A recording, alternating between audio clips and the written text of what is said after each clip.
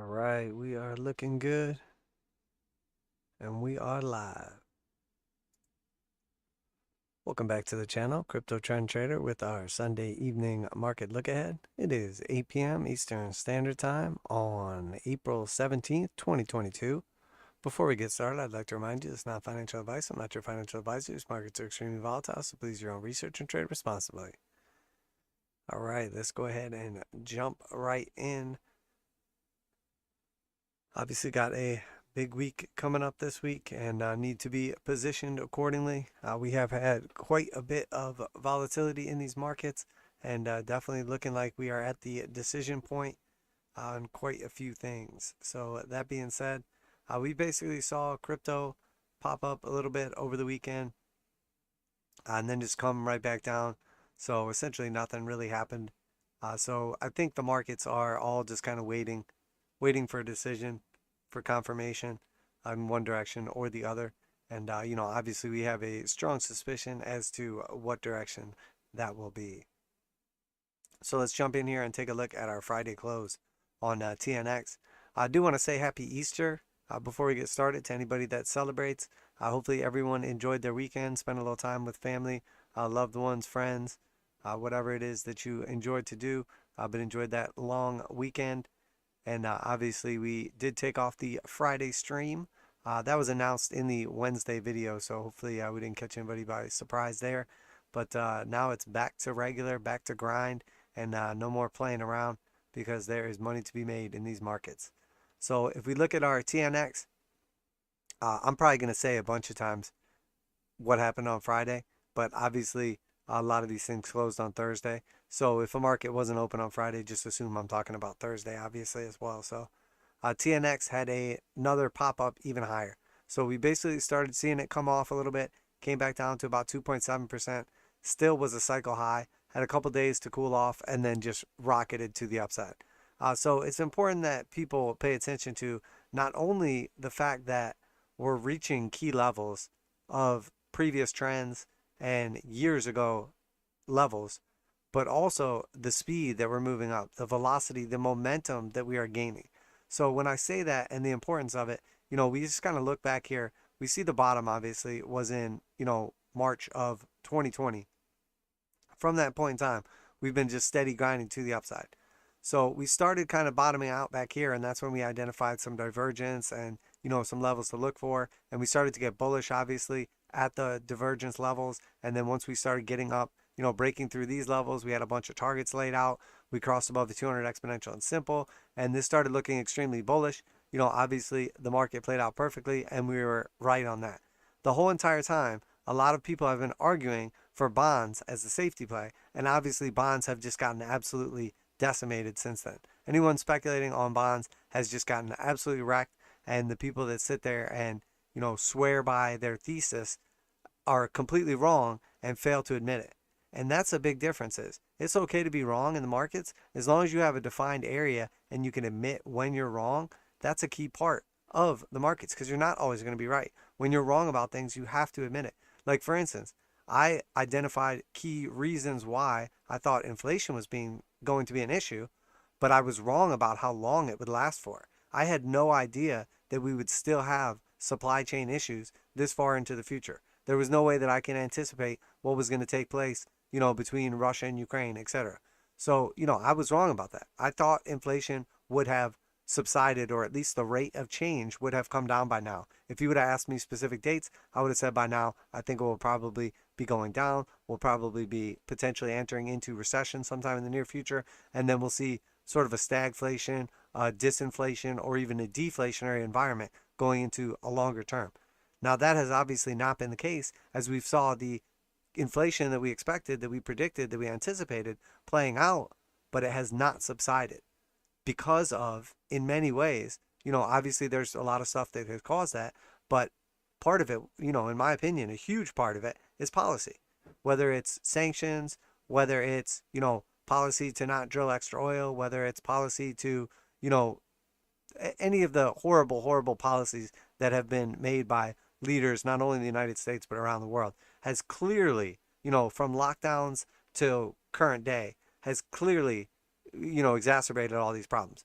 You could argue that every policy decision, on a key issue that the world or that the United States has made over the last couple of years has been horrible and the exact opposite of what should have been done. Now, maybe you don't believe that, maybe you don't agree with that, that's fine, but look at the situation we're in, and it's not getting better, it's getting worse because we're continuing to spiral down these horrible decisions. So it's important to understand when something changes, when the data changes, and then move from there. So now going into the future, people are saying inflation has topped, bond, yields have topped, bonds are going to rally, etc. But the thing is they're trying to call tops and bottoms, and that's just not what we do. I'm not going to try to call the end of inflation, even though I think going into the future, there's legitimate arguments why we will see less inflation or better inflation numbers, but not necessarily see the prices come down. Because, for instance, it's calculated year over year. So if we see numbers that are calculated year over year, and then we start approaching into numbers that are in the 2, 3, 5, 7 range, that means that in order to maintain an inflation rate, which we have right now of about 8% in the United States, that would mean if inflation was 3% last year at this time, then inflation would actually be 11%, because year over year it would be 8% higher than it was last year, based on obviously government statistics, calculations, etc. So by the time, like for instance, right now, if it's at our most recent read was 8%, a year from now, in order for inflation to be at another 8%, it would have to be 8% year over year, which would mean if we took year over year, but a 2-year period, so we went back to, instead of 2021 numbers, this same time of year, we went back to 2020 numbers. So over a 2-year span, we would actually see inflation calculated out to 8% for 2021, and then another 8% on top of that, which would actually be 16% over a 2-year period. So there's a strong argument that even though prices will not come down, that like Jay Powell, Jay Peasy, the Federal Reserve Chair, says that we don't expect inflation to come down, but the rate of increase potentially to slow. But again, I'm not going to sit here and call the top and say we're not going to see any higher prints than that, because I don't think that's true. I think we're going to continue seeing higher prints because of the lag in data. Now, that being said, when the data changes, you have to change, or you're just going to get ate up by these markets. So a lot of people are saying that rates cannot go above 2%, and then here we are at 2.8%. And now a lot of people are saying, well, this is the top. We can't go above 3%. And then, maybe soon we're going to hit 3%, and then we're going to be above 3%. The entire time, we have had this thesis that has basically played out perfectly. From an inverted head and shoulders cup and handle off of bullish divergence, leading up to a break of the neckline and the heart line of a historical channel, measured move breakouts getting hit one after another. And here we are still grinding to the top. And the truth is, the previous high right here, and I'm just doing a little deep dive on this because we're at a very, very key level right now. And in order for, you could argue that the biggest event that could possibly take place in the markets that would cause a macro shift or, huge volatility is basically a break in the trend. So if we've been in a 40-year downtrend in treasury yields, and all of a sudden we break that downtrend, which we arguably have already started to, if we break that downtrend, we literally can see the entire investing environment, the entire asset environment, allocations, values, everything completely different, completely changed, something we haven't seen in 40 years. So right now we are literally at the precipice, at the breaking point of a 40-year trend. And if that trend breaks, we're going to see an environment that no one, say you started investing when you were 20 years old, which is much lower than most people. I think most people get into investing, in their 30s, sometimes later. So let's say 20 years old. A 40-year period back is 60 years old. 40-year period for a 30-year-old at the time is 70 years. So if you're not 60 or 70 years old, you probably have never, you factually have never experienced an environment like this, at least in the United States or most Western countries. Now, obviously, there are some outliers out there, countries that have gone through different situations, etc. But just speaking from the United States, Europe, UK kind of outlook, Canada, all, what I'm talking about. So essentially what we're paying attention to right now is we have violated the 886. I talk about this all the time. Once we come up to the 786, we usually have a retracement, which we did. We had an aggressive retracement. Then we came back up to it and we broke out. once you break through the 786, which is a 78.6% retracement of the prior move, or the internal retracement, once you break through that, the only other level we really watch is the 886, and the statistical probability of the 886 acting as resistance versus acting as a top or a bottom, depending on, you know, which way you're Fibonacciing, is extremely, extremely low. So the 886 is useful because sometimes you'll see a pullback there, but it's almost never a swing or a pivot point in the market. So right now, what we're looking at is once we clear that 786, once we break out and start confirming, the next area we're really watching is the 100% retracement of the move down. So the move in this case is from November of 2018. And we know what was happening in November 2018. The Fed was hiking rates. We were coming around, you know, basically coming up on the end of the year. They were starting to hike rates into, you know, basically, you know, Trump is fighting with Powell, saying he's going to crash the economy. You know, the market started pulling back. We entered into, you know, what amounts to an 821 cross right here on the daily to the downside, signifying that now we're actually going to go into, you know, a downtrend on the daily, temporarily downtrend or retracement on the 821. And that was our first signal for this. And essentially what happened after that was, you know, that entered into a bunch of different situations. Obviously, we had, you know, changes in what the Fed was doing, hiking rates, all that stuff. They went off of the, like, you know, automatic, you know, tightening period and all that, stopped all of the tightening and started doing quantitative easing again. And then that just happened to randomly coincide with, you know, the Rona event and everything like that, change in presidency, all these things that happened. And essentially we crashed down from 3% to basically 0%. So that was a key level, because that was when the markets determined the market is going to break. That's when the participants in the market all voted and said the market is going to break if you continue to do what you're doing. And that's when this trend started to roll over. We're now approaching that level. But the difference this time is that this is the previous high now. So if we've been in this downtrend for 40 years and we come back up and we do anything but double top right here, you know, obviously we could put in a lower high just slightly below it, but at this point in time, it's essentially a double top. If we do anything but double top right here, the probability is that we're going to continue this breakout. And if we continue this breakout, that is the break of a 40-year downtrend. Let's switch over to our monthly chart. That is the break of a 40-year downtrend. So this is going back to, you know, well, slightly less, but 1981 was the peak, okay? And then obviously 2020 was the low down here. So we're talking about basically 40 years descending in this pattern.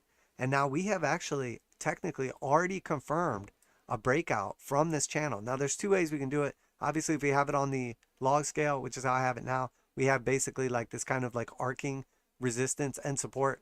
But again, if we switch over off of log scale, we now have this green channel right here, and it's crystal clear what's taking place. And if we just turn that off for a second and see where price action's at, we're out of that channel. We broke out of the channel right back here. So we're no longer in the channel. So, you know, you could argue, well, we're going to come back into the channel. This is just an overshot move to the upside. That's a possibility. But we're also breaking above the 200 exponential and simple. We're getting ready to threaten the previous high on the monthly, the daily, the weekly from the top, when obviously the markets were ready to break and everything was taking place previously. And now the difference between here and now is, at this point in time, we already had interest rates at a couple percent. The Fed funds rate was up to a couple percent. The Fed funds rate right now is still at 0. We have gotten a 25 basis point hike. So we're basically at 0. But the market is so smart that it's already pricing in everything that's taking place. So the market is right back where it was. So if the market's already right back here and the market's forward looking, one of two things is going to happen.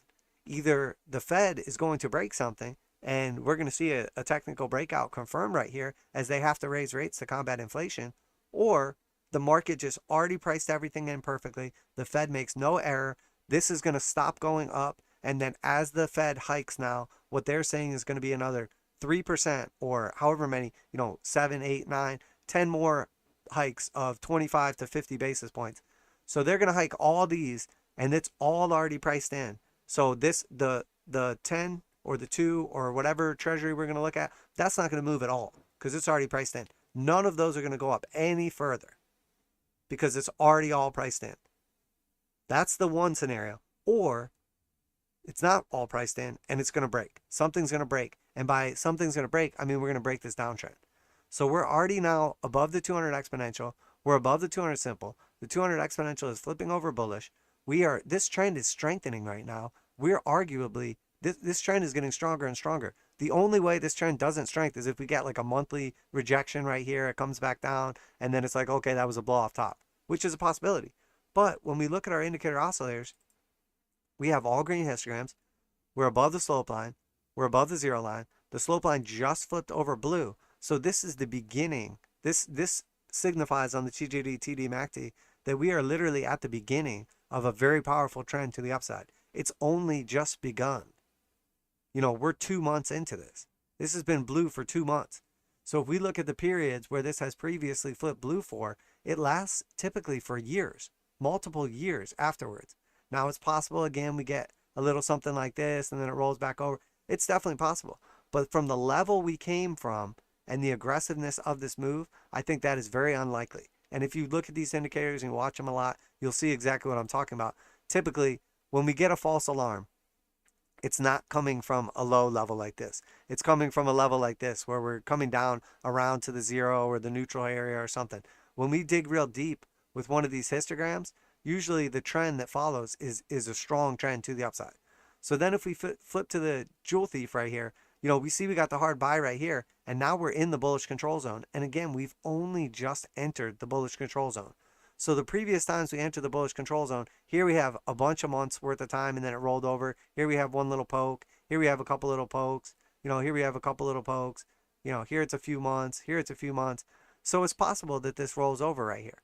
But there's a lot of things lining up right now that are extremely important that we have not seen line up previously. We have not, in the last time we violated the 200 exponential and simple was in 1987. That was the last time we violated those two moving averages. So we're doing something already that we haven't done since 1987. So that's a warning sign for me. We also have inflation, substantial inflation worldwide for the first time since, 1970s, 1980s. So again, pretty substantial thing to pay attention to. And now here we are, not only breaking out of this descending channel that's 40 years old, that we haven't done ever. We have never broken out of it. We had one little poke out back here for a couple little candles. We look at that compared to where we're at now. We have, when we poked out before, we poked out basically by 15%, which is, it's enough. It's substantial. All right, that's cool. 15%. We're already up 30% right now, and we're only showing signs of strength. And when we poked out before, we saw like consolidation, no real strength. What we're seeing right now is massive green candles to the upside, explosive moves to the upside. So the next level we're watching is 3.2% on the 10-year. If we take out 3.2%, especially if we get a monthly close above that level, there's no way that we can argue anything but a confirmed breakout of a 40-year downtrend on bond treasury yields. And what is that going to mean? Well, we know how these patterns play out often. You have a long consolidation to the downside. You break out to the upside. You typically get the measure move. And the measure move is usually, like, depending how you want to do it, either the meat of the pattern or, just basically from the bottom to the pattern to the top of the pattern. So we have this big blue arrow, and essentially that is, that was our, I thought I had these coded. The shorter blue arrow is on our regular scale. And then the big blue one is the log scale. So that is our measure move breakout if we do break out of this range. And that measure move breakout takes us up to like 5%. So if the 10-year is at 5%, what is the Fed funds rate at? What are, mortgage rates at? What is the stock market and the bond market looking like at that point in time? I mean, I'll tell you right now, it's not good. They're not looking good. What's the economy looking like? Does that look like, a healthy, growing economy where money's cheap and people can borrow and invest in things and we can be productive? Or does it look like a complete meltdown in the financial system, as no one wants to borrow money or is eligible to borrow money. No one wants to, lend money because it's too risky, and businesses are just imploding left and right. All the zombies are being exposed in the stock market, and companies just dying, dropping like flies. I mean, we got to really pay attention to this. This is crucial. And I don't hear anyone talking about this breakout that's taking place right now. And this is literally, this is, if you were like, hey, what's the biggest thing that happened in the last 40 years? I mean, there's a strong argument for this. You could say, oh, it's a war, it's a president, it's something to do with, women or black rights or something. Sure, okay. But this literally affects the entire world. This is the most important thing. Because if something breaks in the United States Treasury bond market, this is going to send tidal waves. I was going to say ripples, but that's not even the right word. It's going to send tidal waves throughout the entire world. This is the most important thing, at least in the financial markets, that we should be paying attention to right now. And this is anything that is a speculative asset. I mean, arguably anything is going to get absolutely crushed if this breaks out to the upside. So that being said, hopefully I have made my point. The next target on the macro, so obviously we have the macro pull from the 1980s to our low down here in 2020. The macro pull for the 236 fib, I'm going to extend this out a little bit more just so it is. I mean, I'm probably not because I'll never be able to grab it.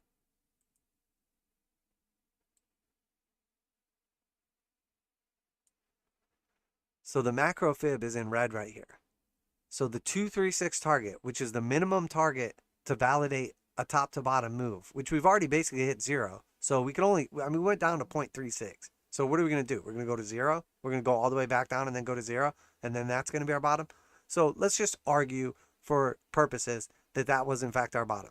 In order to technically confirm a Fibonacci retracement, you want to tag the 236 level, and then at that point in time, consolidate, retrace the move of the retracement, and then typically we'll go higher, somewhere around like the 382 or the 0.5, depending on how strong the trend is in the direction that you're fibbing. So in this case, if we're going to make it to 236, that's 4%. That's 4%. And that's, we're already on the way there. I mean, we're pretty close. Well, I mean, I shouldn't say pretty close. We're at almost 3%. But, we're violating key levels, moving averages, resistance levels. Obviously, fix this. I mean, we're at key levels. So when I flip this back to the log scale, that 236 was the initial retracement back for the breakout of the neckline. So at this point in time now, we have made it past the 0.5. So the next target to the upside on the log macro retracement is the 618. So that is at 3.86. So 4 basically. So if we top out right there, that's definitely a possibility for, that's it. We top out, something breaks, we come back down, we retrace. But again, arguably, we could have a larger move than that, because typically what we see is the measure move breakout, which is going to be, from the break point. Oh, you know what? Man, it's so hard to keep track of this chart because some of the stuff's drawn on log scale and some is drawn on regular. If we look at the actual macro breakout for some of these targets, I mean, the areas that we could go to are just absolutely ridiculous. And that may be what it takes to combat inflation. We'll have to see. We don't know what's going to happen here, but this to me is a confirmed breakout. We're arguably getting ready to confirm another level. If we take out that 3.2 level, I think the whole world is going to be talking about the breakout and how we're no longer in this downtrend. And then we're going to start looking at the measure moves to the upside, the internal retracements, and some of these key levels. Now, could I see us up here at like 7% on the 10-year? I 100% could. I 100% could.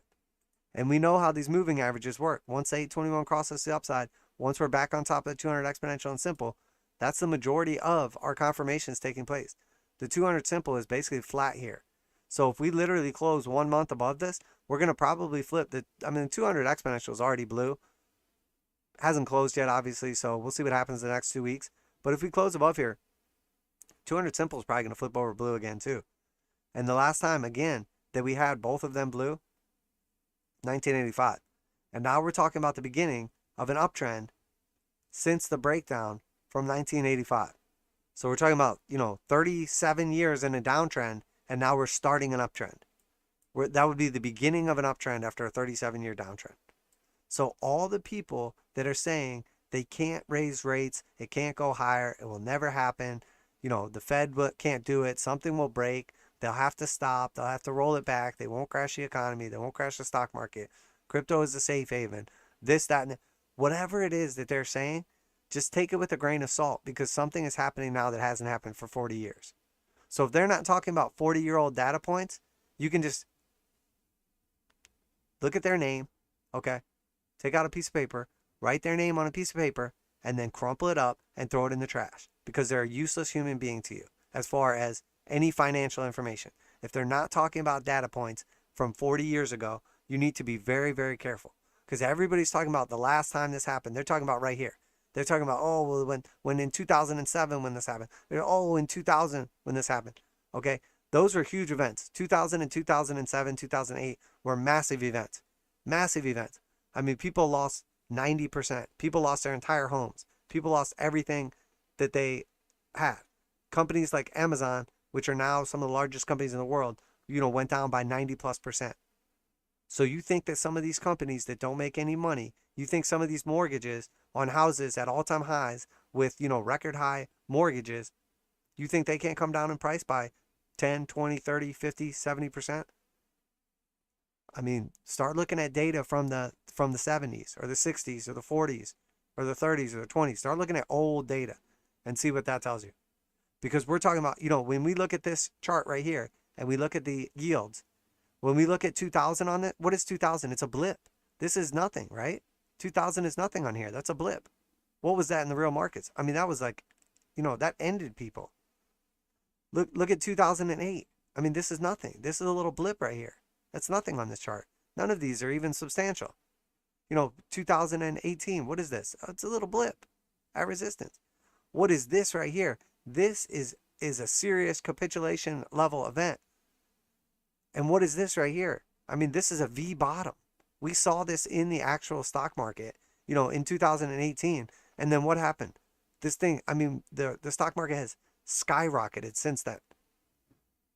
So if a V bottom was okay in the stock market, and then it was like, oh, we're going much, much higher to new all-time highs. Well, let's consider that we have a V bottom right now, in the treasury yields. And that's where we're going to leave it.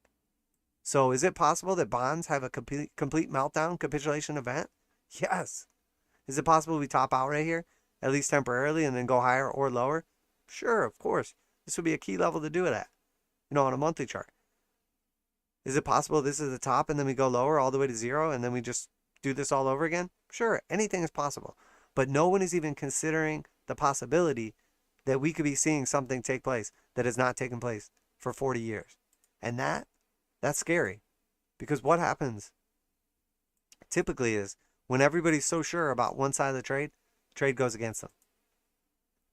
So that being said, let's look at our TLT chart. So we obviously hit our initial target to the downside for a TLT, the descending channel right here. This is the 20-year treasury, the actual bond, not the yield on it. 117 is our macro target.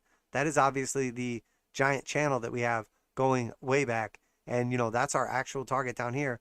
I mean, we didn't think it was going to get there this quick, but we sure are on the way. Obviously, we're near that target. I mean, the bottom of that range is like, if we get there in a hurry, it's 116.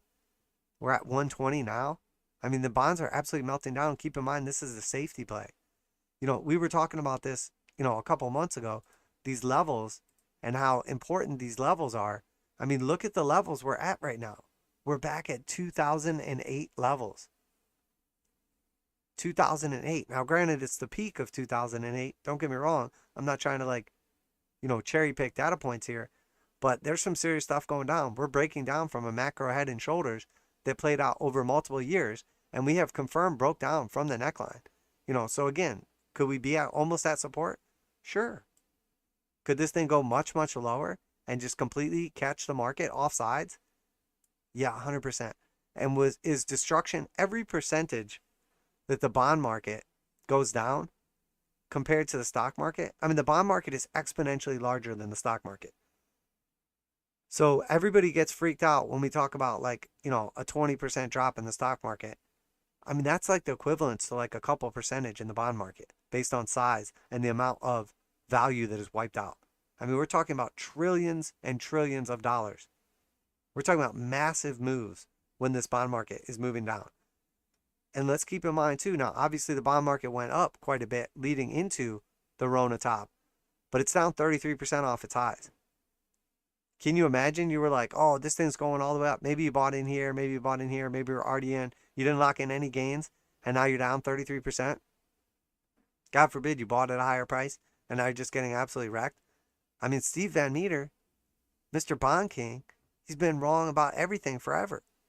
Can you even imagine what his portfolio looks like? I mean, it can't exist anymore. It's gone now, I'm sure. But I mean, I don't want to pick him out specifically, but I mean, these people that are swearing up and down about the bond market and how it can't go down and how it already, bottomed and it's about to shoot back to the upside. And these people have no clue what they're talking about. There's nothing on this chart that tells me that we're not about to have a massive technical breakout. And we switch to the monthly. Where are we almost at? Oh, look, we're almost at our target, 200 exponential and simple. So you want to pick a bottom. Let's pick a monthly bottom at the 200 exponential and simple. That looks like a decent probability. Now, could we overshoot that? Could we front run it slightly? Sure. But does this trend look like it's getting stronger or weaker? I mean, look at the size of this big red candle. Look at the size of this big red candle. This looks like a trend that is strengthening. There's literally record levels of outflows from the bond market right now. And there's a lot of macro geopolitical reasons that we may never see this money flow back into the United States bond market. If all of a sudden people don't feel safe because they might get sanctioned, or, maybe they want to pull back some of their investments because they don't feel safe investing in other countries, the same way we don't feel safe necessarily investing in Russia or China, or maybe we're legally not allowed to. Other people might not feel safe or legally be allowed to invest in the United States anymore. So over 50% of the inflows in the last, couple decades have been foreign investors in the bond market. So if even a fraction of those foreign investors decide that they're going to pull their money out or they're not going to continue putting money in, we're talking about a macro bubble pop scenario that the world has never seen. And it's already happening. So that being said, going to get off the bonds and yields because I know that is by far the most boring part. But the truth is, this is the most important thing that most of us have ever seen financially in our lifetimes taking place right now, and no one's talking about it.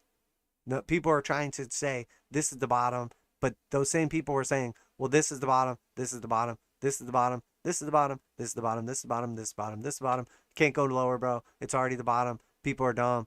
Blood in the streets. That's when you buy. Sure, I'm not saying that we're not almost at support to at least see some kind of a bounce. But once you have a technical breakout, what is the support? The support is basically just the breakout, the retest, and then confirmation of support, and then we see continuation. So, that's a counter trend trade once we start confirming into an uptrend. So that being said, let's look at oil. We obviously have this descending triangle. We came back up to the top of the range. We have technically violated the top of the triangle. We have some key Fibonacci levels to watch. 108. We obviously reclaimed 100. That was huge. We talked about that. Next key level would be breaking above 114. Looks like oil could basically have a pushback up here, at least short term back to the upside. We'll see what happens. I still think that, this is technically a bearish pattern, a topping pattern. Would not surprise me to see a high, a low, a lower high, a slightly lower low, and then again, a lower high once again. So it would not surprise me to see this push back up to 108 or, 110, 112, and then roll over. But we're paying attention to the fact that this is, in fact, a bearish pattern. I don't think commodities, oil, etc., are going to come down long term into the future, but I think they're going to see a strong pullback because everybody's on the same side of these trades. Everybody is long oil right now. Everybody is long energy right now. And that's fine. It's good. You make great gains when you're on the right side of a trade. We've been on the right side of that trade for a while now. But the problem is that when everybody's on one side of the trade and then you have volatility in the opposite direction, the moves are massive because there's no one left to buy. Everybody is already bought in. So you're like, yeah, but people are going to buy the dip. There's money on the sidelines. Sure, there is for sure. But if all of a sudden the selling starts coming in and you have 99% of people on one side of a trade, that's 99 sellers for every one buyer. So that's what we need to pay attention to. Dow Jones is next. Obviously, we got rejected as expected. We came back down to the 200 exponential. We closed at the 200 exponential. We confirmed red on the 200 exponential. We confirmed pink on the 200 simple. This was it. This was our, move that we talked about. This was the reversion to the mean play. This is the last bullish trade that we take going into, the beginning of a bear trend. So back here, we confirmed into a bull trend, after like the V bottom situation, confirmed into a bull trend when the 200 exponential and simple flipped over blue. We retested a couple times. That's our reversion to the mean. The mean is the 200 exponential and simple. We got above it. We revert to it. We find support. And then it's off to the races. Now the opposite is happening. We found support again, went to a new all-time high, found support, broke it, put in a lower high. That's like, wait a minute, something's not right here. Confirm below it, retest it as resistance now, which it did confirm resistance, flips over red and pink, respectively, and we have entered into a bear market. So Dow Jones, we're not down 20%. We're only down a couple percentage points from the all-time highs. You can't be in a bear market and only be down, and this is obviously like mainstream media or like financial people talking, we're only down 6.5%. You can't be in a bear market when you're down 6.5%. Sure, okay. So when we get down 20%, and then the mainstream media, all these talking heads, all these analysts say, okay, we're in a bear market now. We're going to be down 20% then. So is their way of determining a bear market useful at all if you're already down 20% when they confirm we're in a bear market? I mean, I would say no. If somebody came to your house because you called the fire truck, okay, your house is on fire. You're like, oh shit, there's a fire. Call the fire department. The fire truck gets there, and the guys are standing out front, hanging out, and they're watching your house burn. And you're like, what are you doing? What are you doing? Put this house out. This is my house. This is everything to me. And they're like, oh, it's not technically on fire until 20% of it burns down. So once you lose 20% of your house, we'll start fighting the fire. We'll officially declare that your house is on fire. I mean, because that's what these people are doing. I mean, this is a damn bear market. It's clear as day. I mean, anybody could look at this. You can have your child come over here and you say, hey, okay, when these turn red right here, that's a bear market and we need to be careful. And then you can say when everything's blue and green, it's a bull market and that's when we're risk on. And you could literally explain that to a child and say, when you see a bunch of blue and green, it's good. When you see a bunch of red and pink, it's bad. And then after doing that, you could show them this chart and they can tell you, hey, if it's not bad yet, it's getting pretty close. So I think it's worth paying attention to the fact that we're potentially confirming into a bear market, and we're 13% away from Wall Street declaring that. So very, very dangerous times ahead. And, Jim Cramer, the bottom is in. That was it. We're done. Back to the races. Off to the races. We're going to the moon. This looks like a weekly rejection to me. We basically tried to confirm back on top of this. We got rejected and closed back down below it. Well, what happens after a rejection? Well, we usually go lower. So expect a lower low on the Dow Jones. And again, you guys know my macro target is 30K. My initial target to the downside is 30K on the Dow Jones. We have a bunch of other levels we're paying attention to. The 236 on the macro is at about like 31.3. So we'll talk about that more when we get there, when we violate these lows, etc. But for now, we don't need to get like overly bearish. Arguably, we're like the only actual bears based on technical analysis, but it's not because I hate the stock market. It's so much easier when everything's bullish. I want it to be bullish because it's so much easier to make money. You can only make 99% to the downside of your trade because things can only go down to zero. You can make exponentially hundreds and thousands of percentage to the upside. So I would much rather everything just be bullish all the time and we all just are super rich and do no work. But that's not what we're looking at here. So looking at the SPY next, it's still slightly more bullish than the Dow Jones. It has not flipped to 200 simple over yet. It's very close. We closed below 200 exponential. This looks pretty damn bad to me. It looks terrible. We've confirmed into the bearish control zone, and likelihood is, once again, that we're going to see a similar move to the Dow. Again, we got a clear rejection, a very, very clear rejection of this cross, of the 821 cross to the upside. So the market tried to move to the upside and save the trend, and it failed. Okay? And the bears are not bad guys, and the bulls are not good guys. They're all the same people. They're all the same people. All the people that are bulls and all the people that are bears, they come from the same group of people, investors. Okay? Some of them are always bullish, Tom Lee. Some of them are always bearish, Michael Burry. So that's like 5% of investors. And then the other 90% of investors, or at least smart money, just wants to make money. They do not give a damn if we're going up or going down. So when this happens, when this gets rejected, and everybody's like, oh, the bulls are stronger, where are the bears at? They're sleeping. It's all the same people. The fact of the matter is, there wasn't enough momentum, there wasn't enough buyers to take these prices back to the upside and cross the 821 up, which means that everybody that was trying to be a bull right here is going to just be a bear by default. So we're going to retest 428, it looks like, and then after that, we'll pay attention to some of these other key levels. But it looks like we're going much lower. And what is this? Oh, that's a hard buy, so we can't go lower. Well, a lot of times what happens is this will cross to the upside and then immediately get rejected and cross straight back down to the downside. So we'll have a buy and then immediately after a sell signal. So that's what I'm paying attention to, looking for, etc. I mean, these charts are playing out like absolute clockwork on daily, weekly, monthly time frames. Just nobody's looking at them, or they're looking at them through, tinted or biased glasses. NASDAQ, IXIC, clear rejection. Didn't even get up to 200 simple, roll back to the downside, bear market. Is it possible that we put in some kind of like inverted head and shoulders and we bottom out here? Sure, anything is possible. And there's a reason that we have these key levels highlighted. There's a reason that we're hanging out at this level. There's for sure a reason. And is there an argument that, okay, we're going to buy this right shoulder with a stop loss, assuming that we come back up and potentially break through the neckline, and then if we get a measured move, it takes us to new all-time highs? 100%. There's an argument to be had for that. And the way we figure that out, if that's viable or not, is we'll pull up our risk-reward tool and we'll put a trade setup into play. So we're not just blindly saying we're bullish here because we're at support, or we're bearish here because we're getting ready to break down lower. So if we look at just a retrace back up to the neckline from where we're at right now, and then we look at what level will we have to go down to before we have clearly violated this level and we no longer want to be in the trade. Well, let's say we start our stop to, lower than the left shoulder, clearly below this fib line, and then we're at 2.5% stop loss with a target to the upside of 10.2%. That is a 4-to-1 risk-reward ratio. So if you took a 4-to-1 risk-reward ratio, you're basically flipping a coin against me. And if you're right, you get $4 for every dollar you risk. And if you're wrong, you owe me $1. So that's a good trade. Anytime you get 4-to-1 risk-reward ratio, that's a good trade. And then you have a tight enough stop loss here that you're not going to get wrecked, obviously. But if you're wrong, which I'm bearish, obviously, right now, based on momentum and everything we've talked about. If I'm wrong, though, I only have to risk 2.5%. And it doesn't matter that I was like, oh, I knew it was going to go down.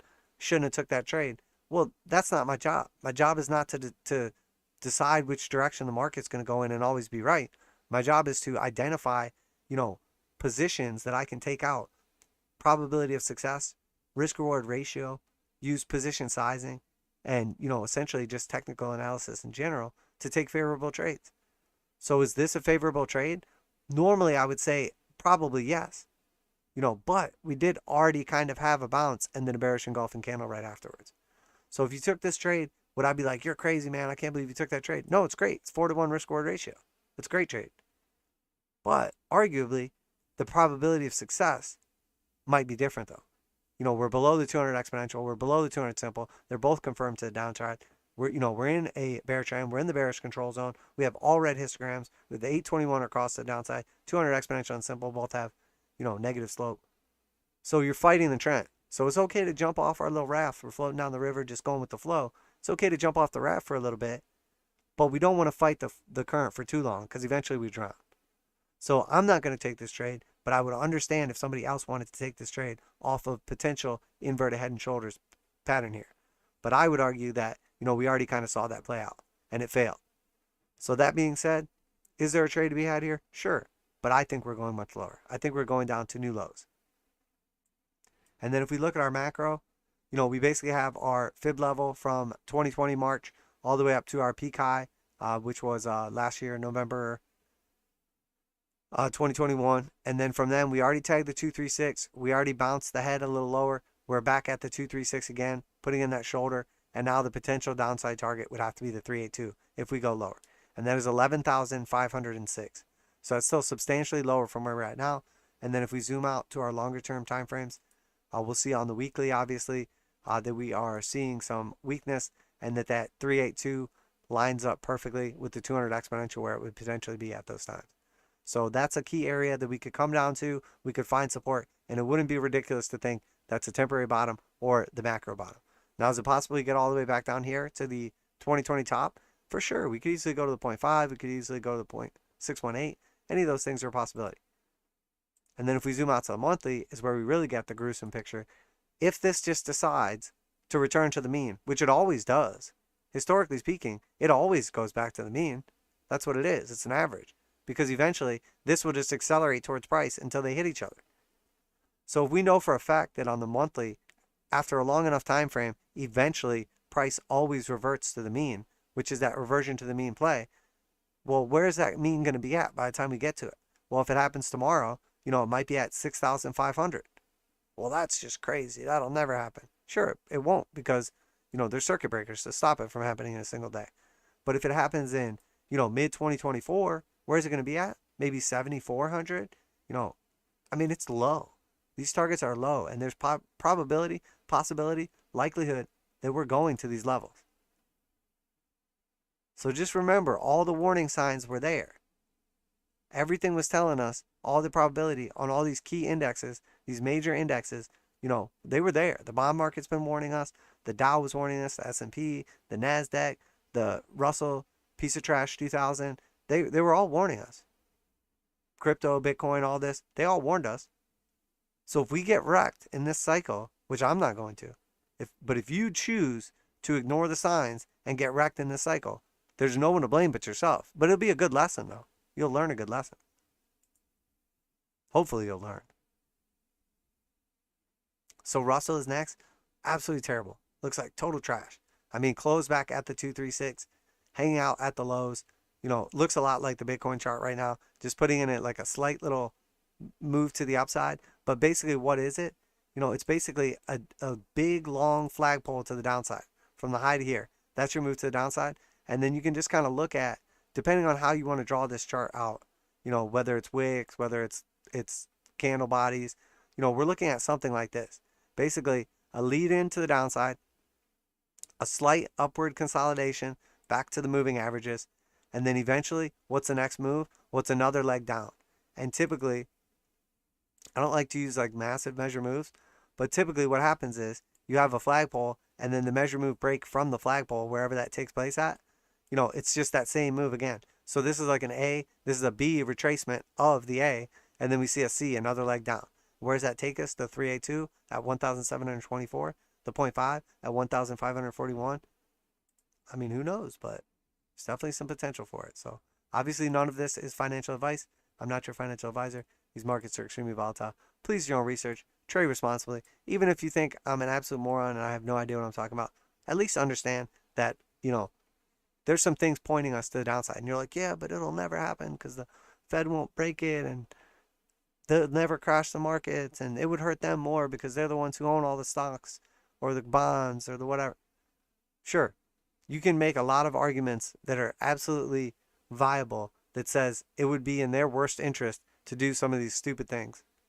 But also, you don't, one, know their complete motivation, and two, look at how many absolutely horrendous, moronic, terrible decisions that have cost lives, cost people their money, cost people their houses, their livelihoods, potentially like looking at a nuclear situation. How many bad decisions have these people that are in charge been making over the last couple years or decades? So is it that hard to believe that they're going to make more bad decisions? I think probably there's over a 50% chance they keep making bad decisions. Probably much higher than that. I'd say arguably it's a 95% chance. So XLE putting in new highs still looks strong. We got the sell, we got the buy. A lot of times we will see after this a sell signal come back in. We're still paying attention to this potential triple bearish divergence. We have a peak here, we have a lower peak here, and this is still strong to the upside, doesn't have to peak. But if it does peak anywhere below 1.67, we know that's going to be one drive, two drive, three drives of bearish divergence, and will probably give us a pullback to one of these key areas, which is where we'll potentially be looking for a target. We do still have a slight couple more bucks to our upside target, but again, we're not trying to get greedy on this by any means. XTN transportation just still looks terrible. Obviously confirmed into the bear market, staying in the bear market, had a little throw over yeah, I mean a nice little pop to the upside, which turned into a failed breakout or throw over. Now we're back down below 200 exponential and simple, clearly in a bear market, and clearly looks very, very toppy. XLF still looks terrible, just lower highs and lower lows, clearly in a bear market, below the 200 exponential. 200 simple technically hasn't rolled back over yet, but it's just a matter of time. We got rejected from key levels. Obviously, no one is interested in financials right now, except for Gregory, but we know how that's working out for him. About as good as his dash trade. XLV, healthcare, still strong, came back down, retested, key level as support. We'll see what happens here. I don't want to lose this level. This is obviously a strong level. But again, we have to pay attention to our potential divergences printing. So this did put in a new high, so that looks good. We do see a little bit of divergence on the Jewel Thief. If we switch out to the weekly, let's kind of take a look at that. Looking at the weekly is where we really see this divergence just looking nasty. So we have a clear peak right here. We have a second clear peak right here. And now here we have a third clear peak right here. And then if we just look down here at the TDMACD, we have a peak, a lower peak, clearly rejection at the slope line. And then once again, it's looking like, now we haven't peaked yet, obviously, but it's looking like potential that if we get rejected here again, we're going to peak below. And then that will be, again, 3 drives of weekly bearish divergence. So we don't want to get overly bearish yet. Obviously, this is a strong play if we do go into recession or slowing environment, or whatever. But definitely looks like potential that we're going to see some weakness in some of these. XLP, consumer staples. So we got that burst to the upside and a new high. Again, looking pretty good. It does look like this is going to be topping out sometime in the very near future, at least for a temporary top. As we see, there's not a lot of room left to run. We saw a little, aversion of the cross right here. Typically what will happen is we'll come up here, put in a lower high, it'll sell off. We'll put in some short-term bearish divergence. We'll come back down, retest key levels, and then we'll go higher. So I do expect this to perform long-term, but we have to be careful on this one. Again, just paying attention to some of these longer-term time frames. We saw a peak right here, and then we see a higher high right now. We're on track to just keep grinding up here. As long as this keeps moving up here, flips back over blue, and we see multiple green histograms coming in. It still looks bullish. We probably go to new all-time highs. But for now, it does look like on the shorter time frame, it's probably going to be cooling off at least a little bit, which makes sense. Makes sense. XLU, utilities, very strong. Still just steady grinding to the upside. We did see the hard sell signal come in. We are still inside the bullish control zone. We're still pretty well inside of it too. Typically what happens like this is we'll come back down, we'll bounce around the 80 level, move back up, and then we'll put in a lower high before our actual retracement. Still very strong. One of my stronger plays going into potential slowdown periods as well. We still have trade in play, targets to the upside. Looks okay. Looks okay for now. I don't think it's too far-fetched to see it come back down to the heart line, get a little retest. It kind of already did though, so I wouldn't be surprised if it just runs from here. We are back inside the bullish control zone on the weekly. This one is super strong. And honestly, anything that's performing well right now, I wouldn't try to get on the wrong side of the trade. I wouldn't try to call tops on these things because if we're normally having situations where 75% of things are bullish and running to the upside, and now, you can count on one hand how many good things there are to be invested in or speculating on, I would say those things probably have more potential to run stronger and longer because there's so few good things to be buying. Now, there's tons of people that are buying dips and, whatever. That's fine too. But the majority of the money likes to buy into higher highs or buy into strong trends in one direction, to the upside, or sell into trends to the downside, etc. So XLRE, real estate, again, another strong play going into this. Now rates and everything to do with that, new supply coming onto the market, whether it's renters selling because they finally got their, trash bag people out that haven't been paying rent for the last couple of years. And by renters, I mean like owners that are renting. Whether it's new houses coming online because they're getting completed, whether it's, any of these other situations taking place, there's a high likelihood that this is at least going to see potential temporary top. I do think real estate will stay strong for long, but imagine, we already saw the rates jump over double. It was at 2.5% early in the year. Now we're up over 5% on a 30-year fixed mortgage. So if the rates are twice as high, we saw that basically like the math on that. And, essentially you went from like a $1,300 mortgage payment to like, an $1,800 mortgage payment. So are people going to not be able to pay their mortgage? Well, they're probably going to pay their mortgage if they can. So what are they likely to do? They're likely to cut back on everything else, discretionary things, or sell some of the things that they already own, whether it's an extra car, whether it's a bunch of trash that they bought because, they were sitting at home bored, whether it's, not spending on restaurants or family vacations, so you don't lose your house. I would say that's probably a top priority. So the XLRE probably stays strong for longer than most things do, but there is definitely some potential here for this to be putting in a head and shoulders. So the same way that we talked about the inverted head and shoulders potentially playing out on like the NASDAQ, is the same as a head and shoulders playing out on this. You're fighting the trend. The trend on the NASDAQ is down. The trend on real estate is up. So you could take the trade to the downside on this, but there's a higher than 50% probability that you're wrong and we go higher. We retest the highs and go to new all-time highs. But is there a trade setup that's favorable? Well, sure. I mean, same way we did one on the NASDAQ to the upside, we can do one here to the downside. Let's say we wanted to enter a short right now. Well, where's our target? The neckline. Where's our invalidation level? Well, the head. If we go to a new all-time high, that our short probably didn't work out. So if we got like a, 6.6% target to the upside and, what amounts to basically about a 12% target to the downside to retest the neckline, it's about a 2-to-1 risk-reward ratio. Now you're fighting the trend and it's only 2-to-1. So if I was going to fight the trend, I'd rather have a 4-to-1. So maybe I'd take the long on the NASDAQ over the short on this. But at the same time, there's definitely potential for a trade setup, even when you're convinced that price will probably go in the other direction. And some of those little scalp trades that you enter turn into the best trades because this comes back down to the neckline and then it breaks and we get the measure move and it ends up back down here at the 382. We're talking about a move back down to like $39. So all of a sudden this, what amounted to a 2-to-1 trade potential to the downside, even though it's not our base case, it's not our first choice as what we think is going to happen, but let's just say it did. Well, now we're talking about 19%. Now we're talking about a 3-to-1 risk reward ratio. Now we're talking about some serious profits. We're talking about some serious potential.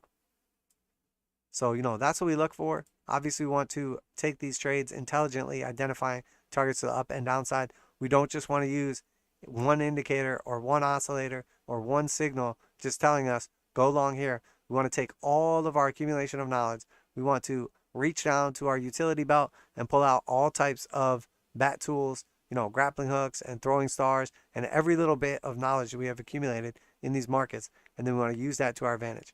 We want to really put that utility belt to the test here. So VWO, Vanguard Emerging Markets, obviously getting rejected off key levels, breaking back down from that potential support.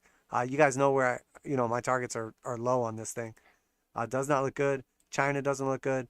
Emerging markets, in my opinion, don't look good. Some of them are completely melting down. Some are just kind of melting down. But realistically, we almost tagged the 0.5 already. So I would say the real target to downside is $41.25. That's the 0.5. If we go lower than that, it's probably the 618 at like 38.30. But I mean, at this point in time, we have all but confirmed. Did I not click that? We have all but confirmed, that we're coming back down here to revisit the lows. Now, it's possible we hit the 382 and then go higher, but it doesn't look likely. We had what could have been a potential bullish pattern, and then typically you'll see the breakout to the upside before continuation. Well, it's technically bearish because it's to the downside, but the break should be to the upside more than 50% of the time. 66% of the time, we'll break to the upside and then goes lower. In this case, broke to the downside, put in another lower high, and then it looks like we're going lower. So it's even more bearish than typical. DAX. So Germany not looking good. Lost 821. Could not, tried to cross it back to the upside. Tried to hit the 200 exponential and simple. Couldn't do it. We have some potential on some of these charts to put in some bullish divergence. So what we want to look out for is where our low is and where our newer low is. if this was to print and we were to start going to the upside, and then we come down here and look at, this is our low, this is our low. You know, if this should get lower than this without the price action getting lower than this, which looks likely at this point in time, there's a high likelihood we'll print bullish divergence, and then we could get that powerful move up here, you know, to retest that like 15,338 level. So again, I still think this comes down lower, but say, you know, for instance, we get a pushback down to, say, around this level, and then we get the pushback up to the 200 exponential or simple, you know, then we can start looking at potential. Now we have to wait until we see where this entry point's going to be, etc. You know, how are we going to pick out a level? Well, we could do like an internal retracement from the top to the bottom, and we could look to try to take a long off the 382. We could try to long off the 236, you know, maybe down here, and then that's a lot more upside potential, a lot less downside risk. You know, and that gives us obviously a much more favorable trade. Maybe it runs away from us though, so we want to take a small entry at the 382 and then add to it the 236. You know, and then we're wrong obviously if we start violating key levels. We could look more at the macro. We could take a fib all the way from the bottom right here, and then we can see if anything lines up between these two fibs. So let's look at our macro now. So obviously we already touched the 236. Look, we touched the 382 perfectly. So it looks more likely than not like we are probably, and we hit the 382, came all the way back up. We're at the 236 right now. So if we lose the 236 again, we're probably going back down to the 382. We don't have to. We could put in a higher low. So that gives us potential to scalp off that. But obviously if we go lower than the 382, next target to downside is the 0.5. And now we're talking super low, 11,600. CN50, still trying to cross that 821 to the upside. Still very clearly in a bearish downtrend.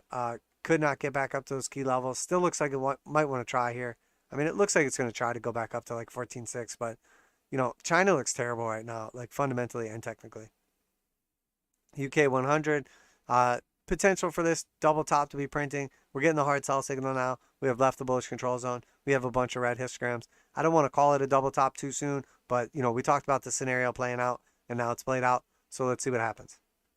If we lose the 821, that's going to be a key indication as we'll potentially start the 821 cross back down here, you know, below like 75.33. We want to watch key support, want to watch 200 exponential and simple, you know, or potentially like our fib level down here at 71.09. But looking at least temporarily toppy for now. And then we had the EWZ, little Brazil. It does look pretty toppy here. Hard sell signal on the left, the bullish control zone, bunch of red histograms. Below the slope line has flipped over red. Probably looking for a buying opportunity around 34 still, playing out nicely. Let me jump over and chat, and then we'll keep on ripping through. What's going on, Asotos? Hi, everyone. Happy Easter, he says. Happy Easter to you, my friend. Appreciate it. Big D says wasabi. Wasabi to you, my friend. Honkiness says happy Easter as well. Happy Easter to you, Honkiness. And for those of you that feel left out because I didn't wish you happy Easter, all you have to do is say something in the comments, and I'll be glad to wish you happy Easter. Or if you don't like Easter, I'll wish you a happy un-Easter. Yeah, always nice when you guys comment and interact. And obviously, the YouTube algo gods appreciate it as well. So let's take a look at our DXY. You know, surge back to the upside, bullishly engulfed, open back up. I mean, this thing is so strong. Like, I honestly thought we were going to see a pullback here. But again, I'm not trying to call tops on this thing either. And you guys know I am massively long the dollar. I have no interest in foreign investments. And now if we look at this monthly now, I mean, look at this monthly. This is a big, juicy, thick green candle. And the biggest one this entire trend. So if this was our Rona low back down here, and now we're just putting in juicy big green candles, we're taking out the high from 2020. Just remember how many people and who was calling for the dollar at 70. And then once it broke down from 70, it was going to 50. And the dollar was trash and it was garbage. And then remember your boy this whole entire time calling out a clear, bullish double bottom right here. And now look where we're at. And now look how close we are to literally violating key levels. We have not seen these levels since 2016. The dollar is the most bullish it has been since 2016. That's the last time it was more bullish than it is now. And even then, that was after a massive run already.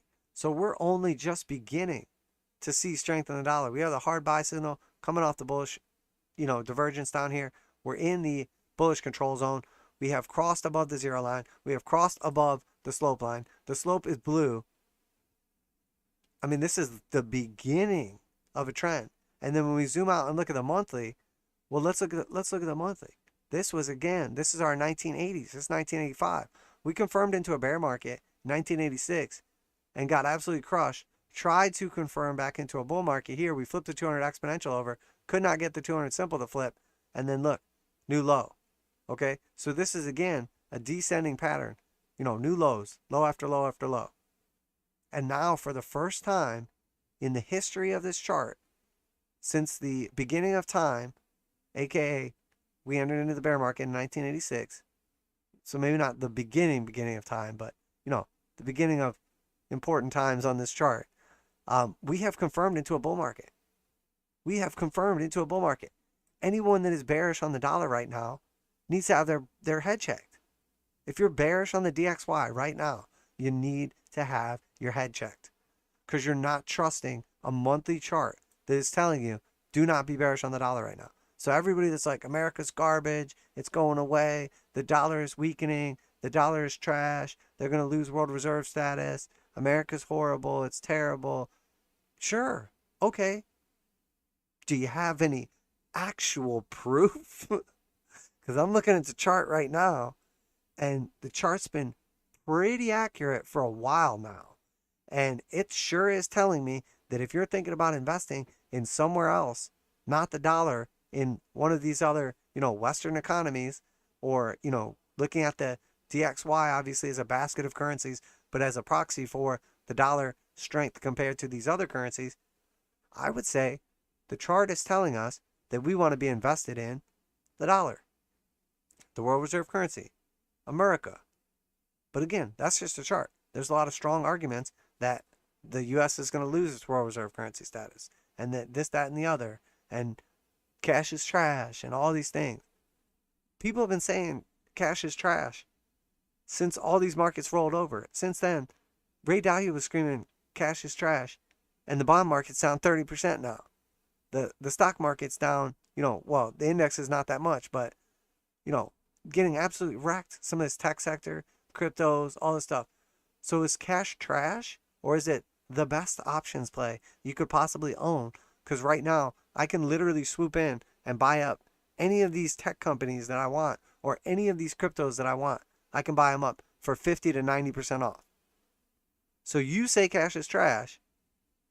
I say cash is the best place to be. The best place to be. I mean, this chart is so bullish, it's like sickening.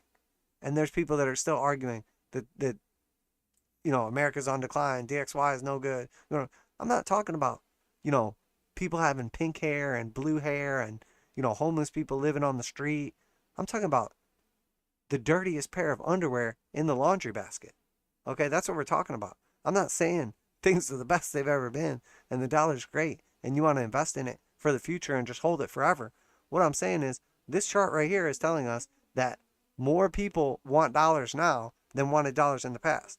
And you guys know my macro theory on the dollar is when you have a ton of worldwide dollar-denominated debt, whether it's, internal dollars in the United States or part of like the euro dollar system, if the debt is denominated in dollars and then the debt comes due, you have to pay it back in dollars.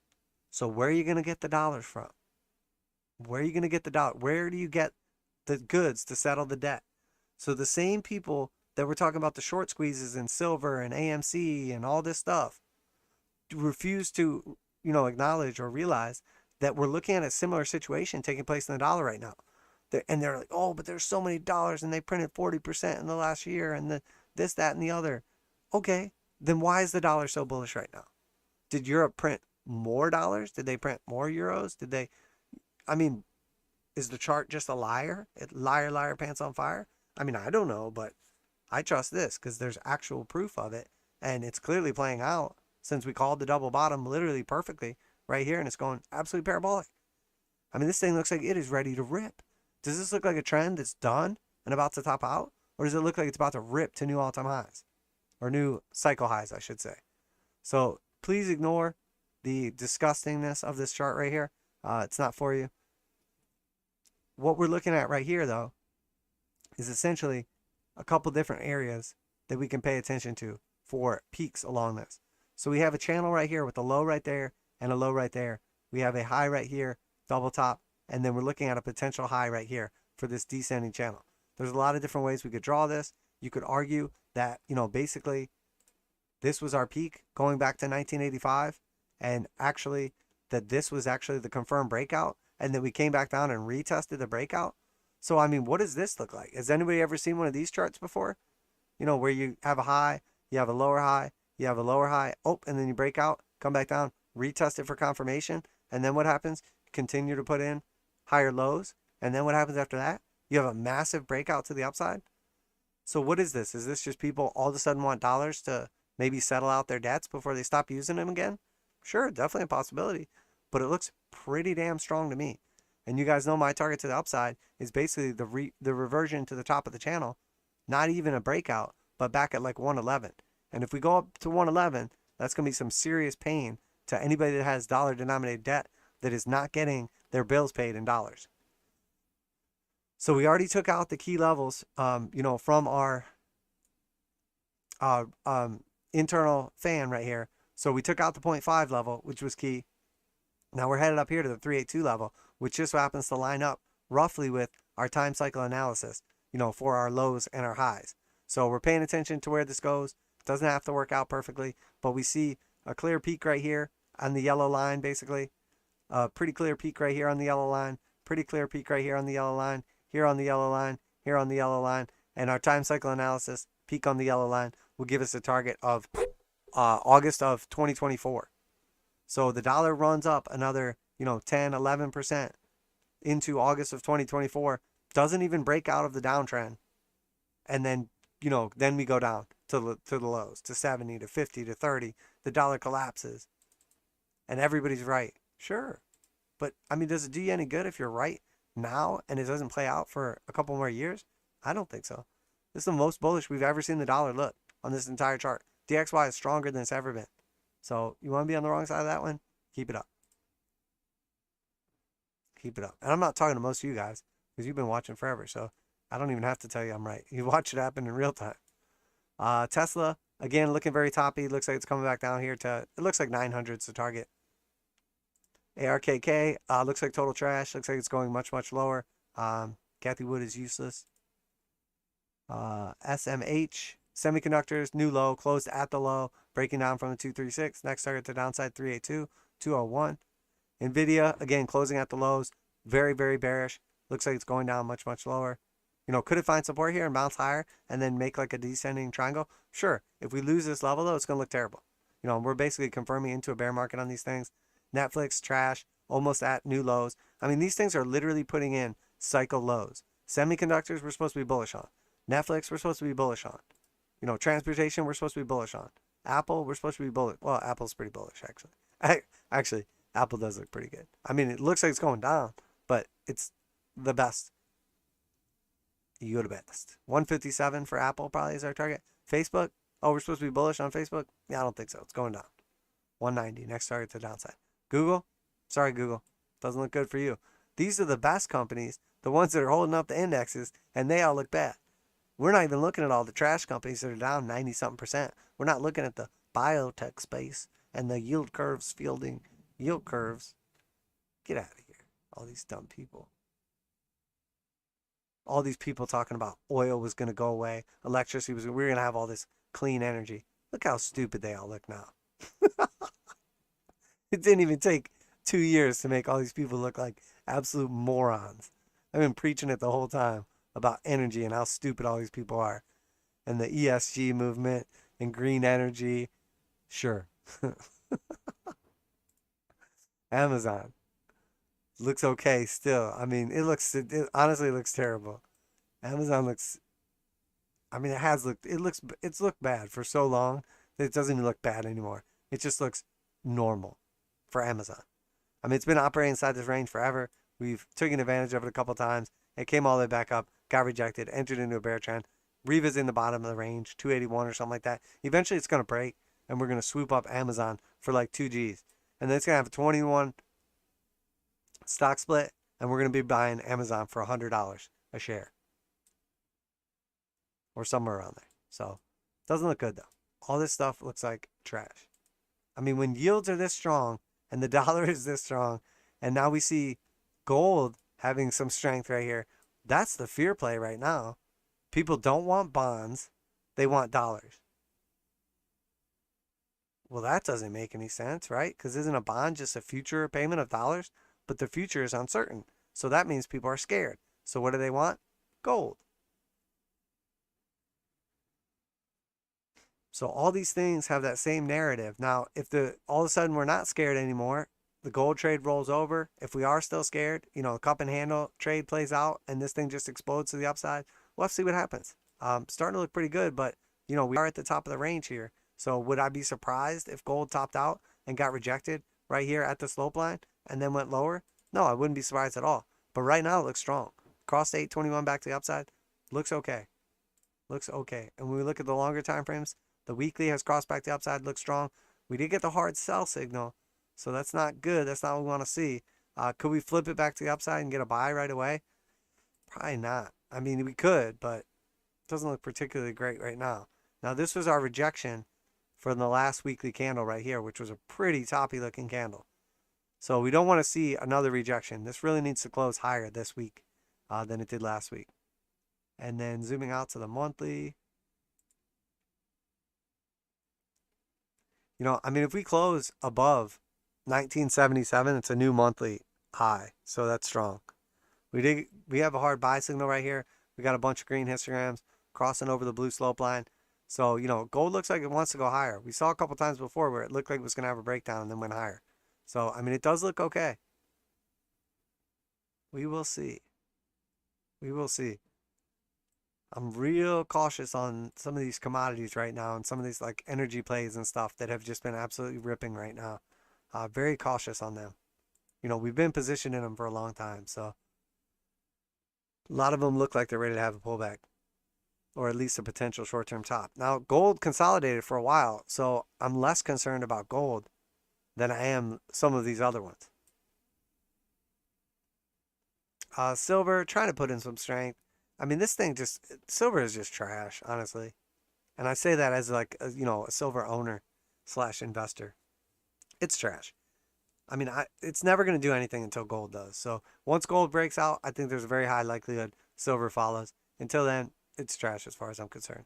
It is gaining a little bit of momentum against gold. So we saw gold come back up here. This is a key level we're talking about. If we come down here and take out that 75 silvers to 1 gold, that's where I'm going to start saying, okay, this thing's probably running to the upside. This is probably, if we come down here and take out that level, that's probably gold breaking out and now silver just ripping to the upside.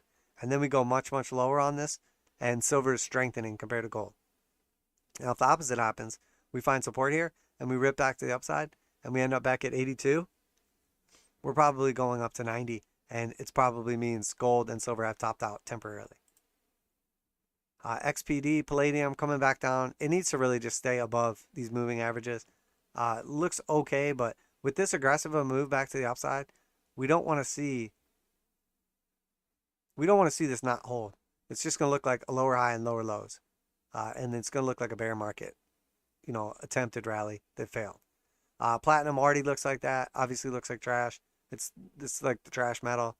They should just change the value of platinum to 0 to represent its usefulness as an investment because there's 0. It's the worst metal. Everything else like ripping, everything else is just crushing, and platinum is still looking like, I mean, it's been getting crushed since February of 2021. And when we zoom out on this chart, it's the worst thing in existence, basically. I mean, I can't even go out any further. It's so trashy. I have to switch time frames. Platinum topped out in 2008 and it looks like trash. Can't even get back above the 200 exponential moving average. Gets rejected by 200 simple, came back down. It's trying. It's really trying. You got to give it some props for trying. So we'll give platinum a participation trophy on the monthly. It didn't achieve anything. It's not the best at anything. It's actually the worst, but we do want it to feel at least a little bit better because, it is technically trying to break above its moving averages. You know, if this thing does carve out a bottom right here, though, it probably does rip. But, you know, I also don't want to get like super excited about it either, because it's just the worst thing ever. I mean, imagine parking your money in some of these things while everybody else is just getting absolutely rich and nothing's happening to your investment. That's why you diversify. ACB, Aurora Cannabis. Again, there's still potential for, you know, some kind of like bottom out here, but I don't know. It's hard for me to get bullish on these cannabis stocks.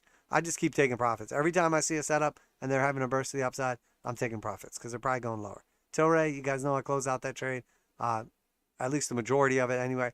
What I like to do with these trades is, especially these ones that are so beaten down and have just been getting beaten down forever, I'll take a position. Say you want to invest $100, okay? So you wait until you find a favorable trade setup like this one. All right, and then we take the entry with our $100, and then it shoots to the upside 50%. So now our $100 investment is now worth $150. So what do? We just take back the $100 for sure. Take out that $100, and now we can just leave the $50 in there, or we can take out the $100 we put in to begin with, plus half of our profits. So we take out 125, and then we leave the 25 to play, and we just don't even care. And that's how we just slowly build the position. And then eventually, when it bursts to the upside, we already have a position. Plus, we keep part of the position open from the trade, like from the move up. But that way, we're not afraid to chase it because we already have a position. So we're like, well, we'll just add to our position. I don't have to wait for it to come back down because I'm like missing out on the move because I didn't buy it. So every time we see, and we've seen it over and over again, all these pops to the upside. I mean, this was a massive pop to the upside. You know, pretty decent pop to the upside. Pretty decent pop to the upside. Decent pop to the upside. Decent pop to the upside. If you never took profits on any of that, or never took out your initial investment, you're down substantially. Not me. No, thank you. If you're going to trade counter trend, you can be taking profits fast as hell. The quicker the better. Hexo, same thing. Got to just lock in those profits. It looks like trash right now. CCJ, we finally made it up to our red box area. I'd like to see this go just slightly higher before a pullback, like 33.59. Obviously, very, very bullish on uranium stocks, but these are looking a little toppy. I mean, they have been. It looked like they want to put in a lower high on some of these and roll over. But again, still very bullish on these. But the fact that everybody is bullish on uranium now, like not to be a contrarian, but everybody hates uranium. So why is everybody bullish on it right now? This trade's going to play out over like 10 or 20 years. Not like this month. URA, same thing. I still have these up because we did that deep dive last time. So UEC made it to our target to the upside. So we made it. Does it keep going higher? Does it keep ripping? I mean, it looks good for now.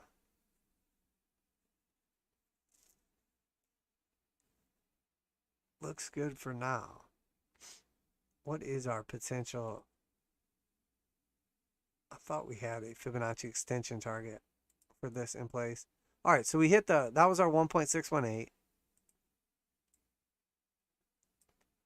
I mean, the 2.618 is way up here at like $12. If this shoots up to $12, I mean, it's going to be insanity. I don't think it does, but I mean, eventually it probably does, but not anytime soon. I think these uranium plays getting pretty toppy. Getting pretty toppy. Gotta love the volatility, though.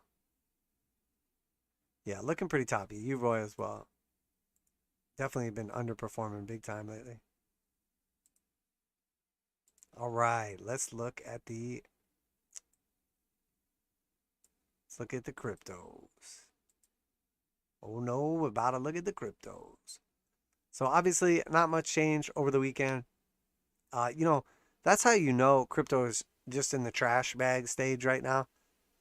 Typically, holiday weekends are always bullish. I mean, they are always bullish because everybody gets together with their family, with their friends. They all talk about all these trash projects that they discovered and their NFTs and how they made so much money on Bitcoin and this, that, and the other. And we don't see any of that. There's no hype. There's no new buyers. There's no new money.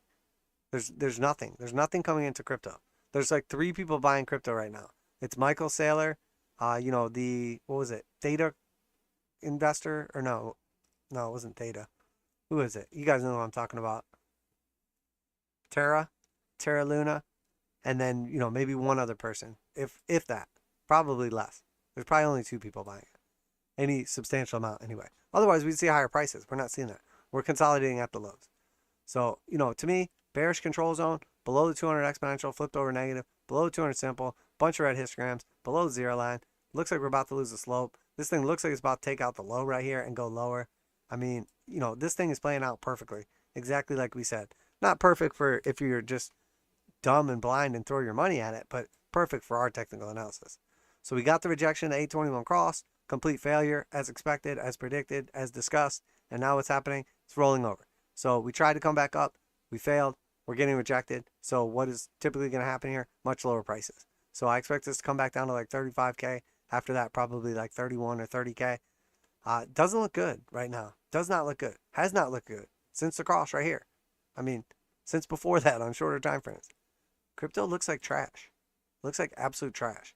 We're back down at the lows, lower end of the range. Do we find some more support here and chop around for a little bit? Sure, maybe. Bunch of red histograms, slope to downside. I mean, any positions that you're taking in crypto right now or that I'm taking in crypto right now, I mean, I'm in and out super fast. I'm in and out like, you know, 15-year-old fast. You know what I'm saying? Like, get in, get off, get out. Because you're counter trend trading against something that looks like it's getting ready for a 50% drop or more. Bitcoin, Bitstamp chart. You know, I mean, this is clearly a bear trend. We got rejected exactly at 200 simple. We rolled over 821 cross to the downside. You know, we're in the bearish control zone. All red histograms. If we count up all the bullish things on this chart, let's look at them. So we're below the 0 line. That's bearish. We have all red histograms. That's bearish. We have red slope line. That's bearish. So 3 bearish out of 3. We're in the bearish control zone. The Stochs are angled to the downside. The blue Stoch arguably trying to move back to the upside. So bearish. And then obviously below 200 exponential, below 200 simple, 821 across the downside. And we have negative slopes on both those. So, I mean, arguably, we're 100% bearish. There's nothing here. And you're like, yeah, but we're at the bottom of the range. We're oversold. Can't go any lower, bro. Well, it happened right here. We were at the bottom of the range right here. And then what happened? Well, we went down another like 40%. So what about here? Oh, we're at the bottom of the range already. We can't go any lower, bro. Oh, and then we went down another 20%. So, I don't know. Forgive me when I don't get excited over like overbought and oversold conditions because they're the least useful. This looks terrible. Crypto looks so bad. Everyone is still so bullish too. That's how I just know everybody's about to get wrecked. There's no buyers. We've gone sideways forever in the most bullish conditions ever. And all of a sudden money's about to get more expensive. It's in the process of getting more expensive than it's literally been in years. And we're looking at a potential breakout of yields saying that money's going to be more expensive potentially than it has been in the last 5, 10, 15, 20, 25, who knows, 40 years? I don't know. We have inflation and somehow there's still an argument. Well, because it's a hedge. It's a hedge against inflation. That's why. Okay, sure. As soon as you can show me that stocks and Bitcoin are a hedge against inflation, let me know. I'll be glad to look at your chart. But until then, they're not. They're not. I mean, there's times when there's inflation and stocks do well. There's times when there's inflation and crypto does well. But, I mean, if it's a hedge against inflation, it's already priced in, right? Because markets are 100% efficient. So, I guess it already happened. It's already in there. So, I don't know. Bottom of the range. Looks like trash. All red histograms. Did exactly what we said. Came down the bottom, up to the top. Back to the bottom, up to the top. Back to the bottom. So, what happens now? I don't know. Maybe we go back to 44,000? How many times before this happens? Doesn't look good. Monthly chart does not look good. Looks terrible. And all of it looks terrible. Ethereum looks terrible. Below 200 exponential and simple, confirming into a bear market. The weekly chart looks slightly better. I mean, it got rejected still. 8 and 21 cross back to the downside. Could not avert the cross. And then again, it looks like we're just headed back down to the bottom of the range. So, see you at 25,000 Ethereum. Total market cap could not maintain above 2 trillion. Cross back to the downside.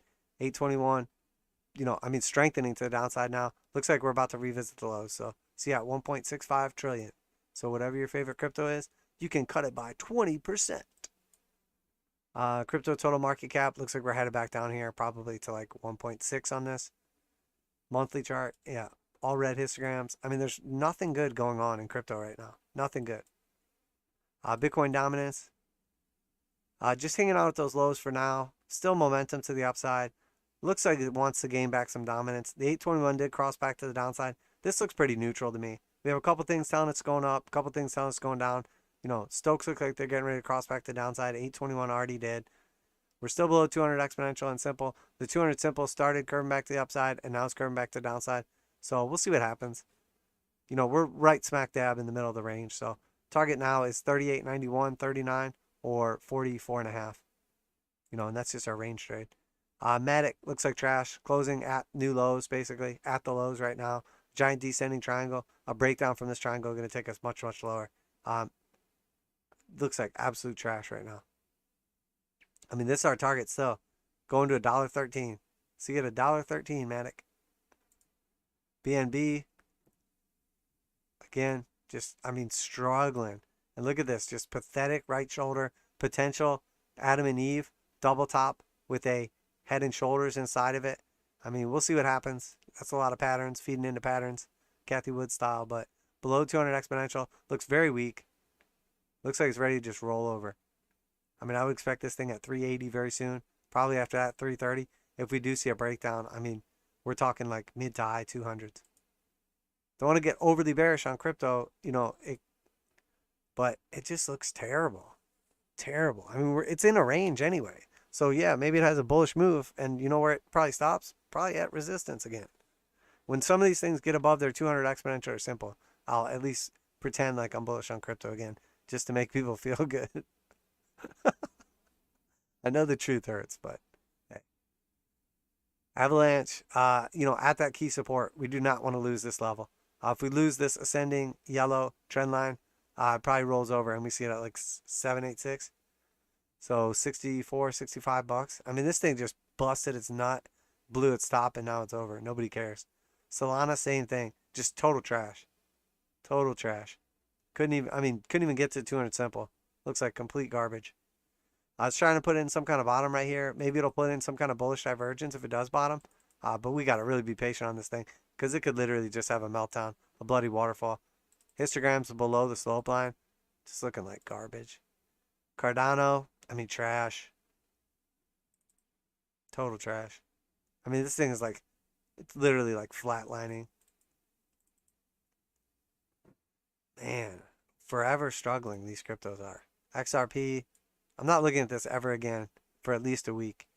So just so you know, this is your last chance at XRP. So I'll actually give you some real technical analysis. Probably heads back down to the 0.5. I mean, we still have our target down here at the 382. So there's still a couple steps along the way. But 61 cents, then 51 cents, then 41 cents. Every 10 cents, okay? Every 10 cents. So 41, 51, 61. Those are the areas we're looking at. And XMR, Monero, did get its close back on top of the 200 exponential and simple.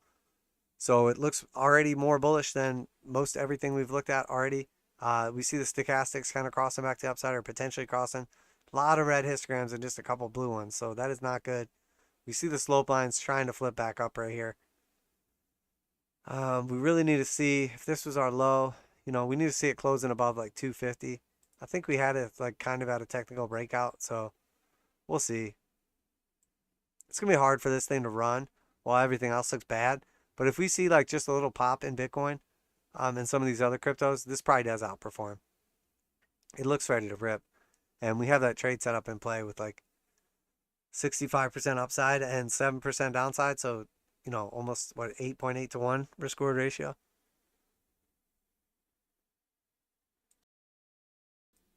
I don't know if it gets there, but I mean, the longer it consolidates outside the range, the better.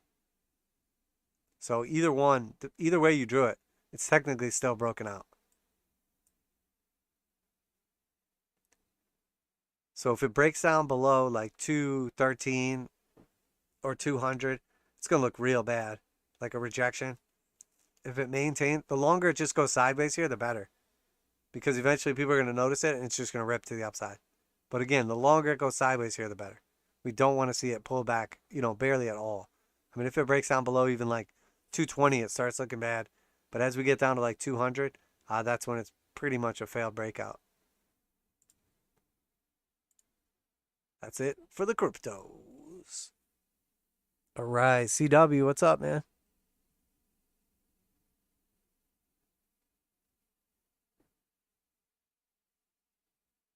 Happy Easter to everybody. Hopefully everybody's having a good one. I think we're going to go ahead and wrap it up there, though. I hope everybody had a good stream, enjoyed it. Hopefully everyone had a happy Easter and I got to spend some time with family, friends, etc. I had an enjoyable weekend. Back on the grind this week and ready to push on, make that money, protect our principal, our capital, all that good stuff. Thanks everybody for tuning in. Make sure to hit the like and subscribe button. See you guys in the trade group. Appreciate all the members and the support that you guys show as you do make all of this possible. We'll be doing our regular streams this week after taking Friday off. So every Sunday and Wednesday from 8 p.m. till sometime in between 9 and 10 p.m. And then every single Friday from 11 a.m. till 1 p.m. roughly for our Friday evening or morning market wrap up. But that being said, going to go ahead and wrap it up there. Yeah, that's it for today. It is April 17th, 2022, 9:37 p.m. Eastern Standard Time. I am Crypto Trend Trader,